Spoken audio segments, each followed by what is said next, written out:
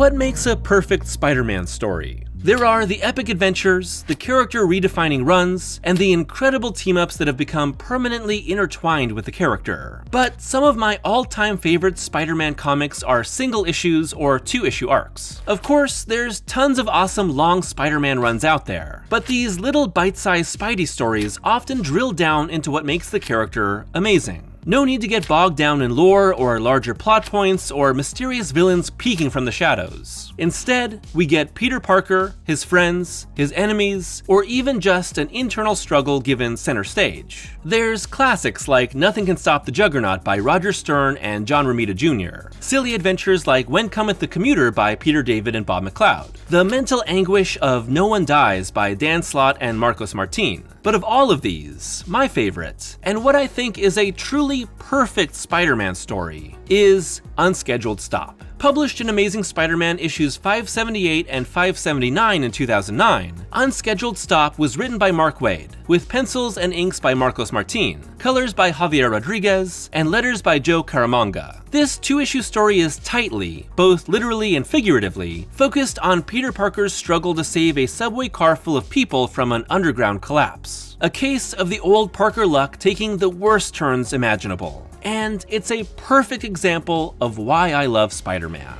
For God's sake, let me through! Almost there. Too late.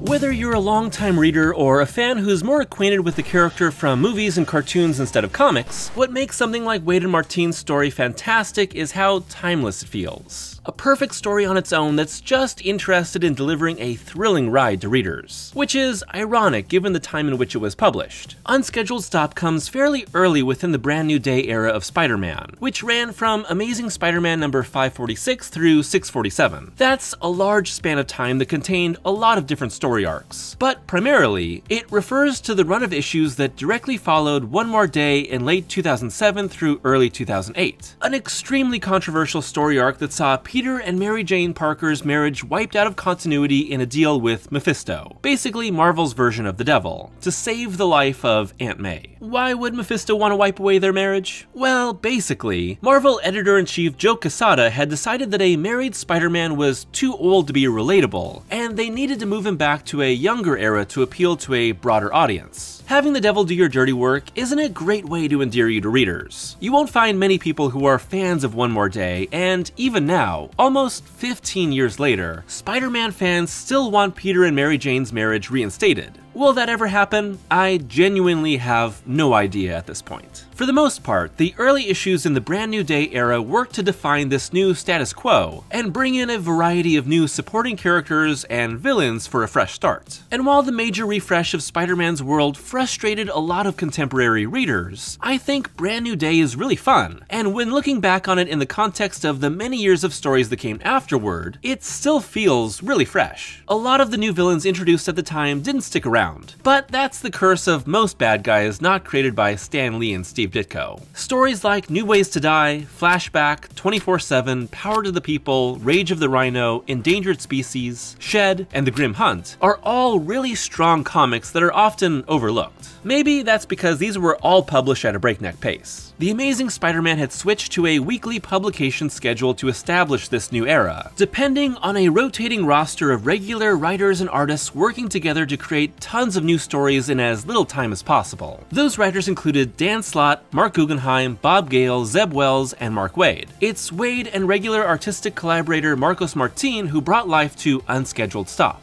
And what's brilliant about this small scope but extremely intense story is that it could really take place at any point in Spider-Man's history. By opening with a broke Spider-Man sitting in the rain eating Chinese food and laughing at a fortune that predicts today will be his lucky day, we already know what the viewpoint of the story will be. Even from the early days of Lee and Ditko, a cardinal rule was in place for Spider-Man. If Peter Parker truly wanted something, he couldn't get it. At least not without desperately fighting for it. Money, romance, happiness, peace and quiet. Being Spider-Man makes almost all of these impossible. He's the one who's most like me. Nothing ever turns out 100% okay, said Stan Lee. He's got a lot of problems, and he does things wrong. And I can relate to that. But not every writer is great at balancing the joy of being a hero with the weight of responsibility. Too much joy and the character lacks purpose. Too much weight and he becomes less appealing to readers. Here, Peter is almost begrudgingly accepting of just how impossible his everyday life seems to be. Out on the town,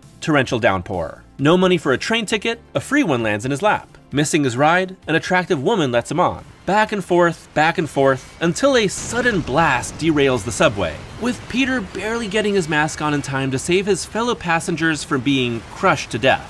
But this being a story about the Parker luck, things only get worse from there. What is the Parker luck? Well, think of it as Murphy's Law, but applied solely to Spider-Man for the sake of dramatic complications. Anything that can go wrong for Peter Parker will go wrong. Sometimes that's a villain showing up right when he's supposed to go on a date. At other times, it's much, much worse. F. Scott Fitzgerald once said, "Show me a hero and I'll write you a tragedy." That's the core of Spider-Man. Will the tragedies that befall Peter Parker be small frustrations or life-ending losses? You never really know when headed into a Spider-Man story. And therein lies the tragedy, drama, and hope of this hero. Spider-Man! He's tearing down the tunnel! He'll kill us all! No good deed. Story of my life. I can't hold up the East River much longer, folks. Buddy, grab that woman. Can't. My arm. Think it's broken. Great. We've got her. Spidey's keeping the roof from caving. What is wrong with you people? All together. Pull. Congrats, pal. You're my new press agent. Anyone else underfoot? All clear. Then, on 3. What are the classic elements of a Spider-Man story? New York City, innocent people in need, personal relationships on the line, a villain showing up at just the wrong moment, and a hero who doesn't know how to quit, no matter how bad things get. As Spider-Man tries to figure out why this all happened, we learn that the subway car involved contained the sequestered jury for a high-profile criminal trial, and the derailment wasn't an accident. It was an attack by the Shocker. By the way, I love the Shocker. Good old Herman Schultz was never the most intimidating Spider-Man villain, but his iconic look, soiled mattress, and his powers, bad vibrations, are really fun. Here, in an underground enclosed space, he's truly dangerous, and his splash page turn reveal is comic booking at its finest. What Waid is accomplishing here is a perfect escalation of stakes. What started with Peter overjoyed to get a subway ticket becomes increasingly dangerous, as the survivors are trapped directly beneath the East River, with the Shocker fight damaging the tunnel even more. Part 1 establishes the danger, and ends with a reveal that opens up the world of Spider-Man's supporting cast. Then I don't want to go to my grave not apologizing to you, Spider-Man. To me? For what? For my son. I suppose I should introduce myself. My name is J. Jonah Jameson, Sr.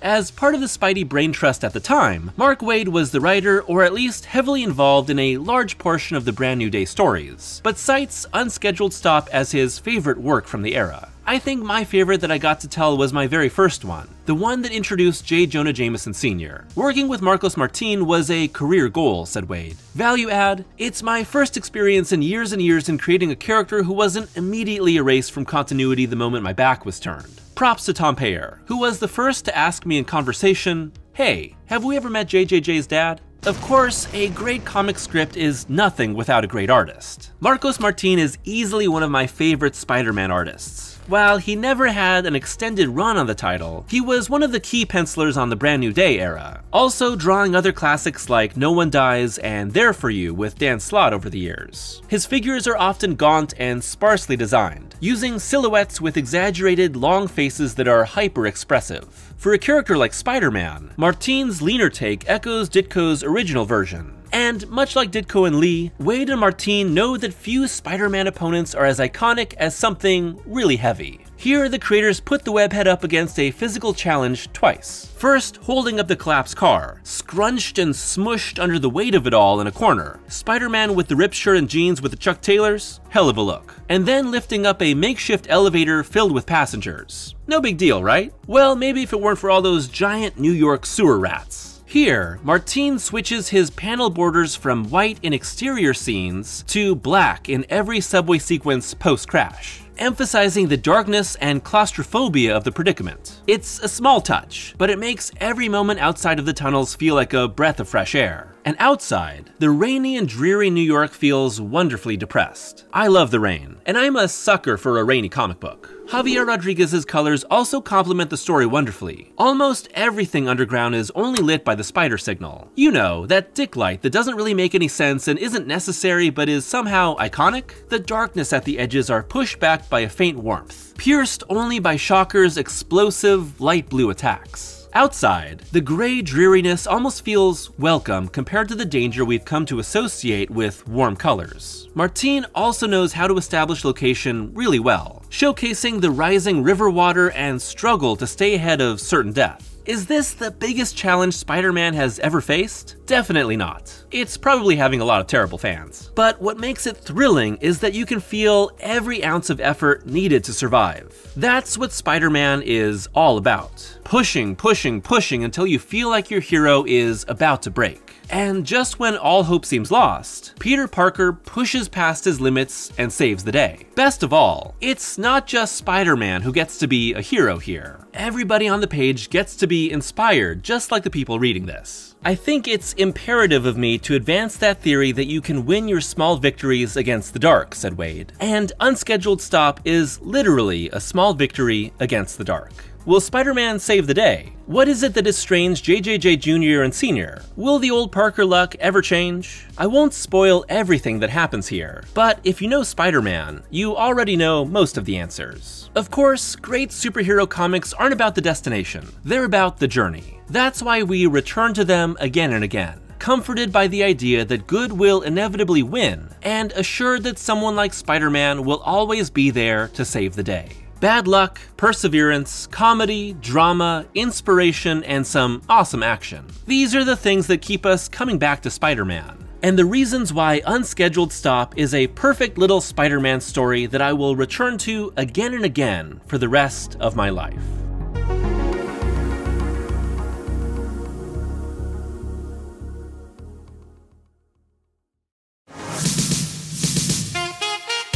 Thanks for watching today's video. This is just a short little analysis of a Spider-Man comic that I've loved for a really long time, and that I've been drawn back to again and again, especially in the last several years. And after doing a lot of really long and complicated and franchise-spanning videos in recent months, I thought it would be fun to do a fast and small video focused on a few comics that I really love. Like I say in the video, Unscheduled Stop is one of my favorite Spider-Man stories of all time, and I really think it's indicative of why Spider-Man has lasted for so long in comic books, and why people just love him so much. Personally speaking, I became a Spider-Man fan years ago because of the Spider-Man animated series back on TV in the 90s. And over time, it was other cartoons and the movies and a lot of different comic books that solidified my love for Spider-Man. But if I had to make anyone read a story that would convince them of what makes this character amazing, it would be these two issues. Spider-Man is funny, he's under a lot of pressure, he does some amazing things with his powers, and it really showcases that sort of bad luck meets perseverance that is central to Peter Parker as a whole. Big long runs and really emotional story arcs are great for the character, but sometimes I really just want a small and focused Spider-Man story that shows off exactly why he's awesome.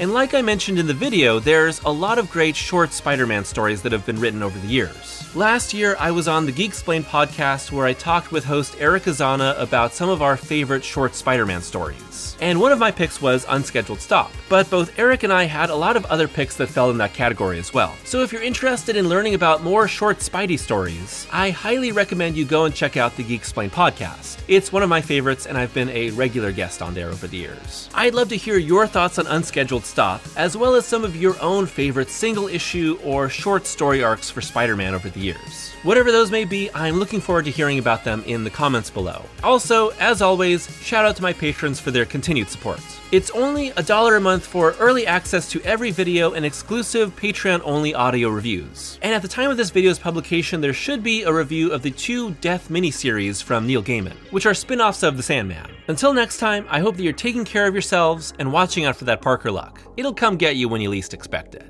See you again soon.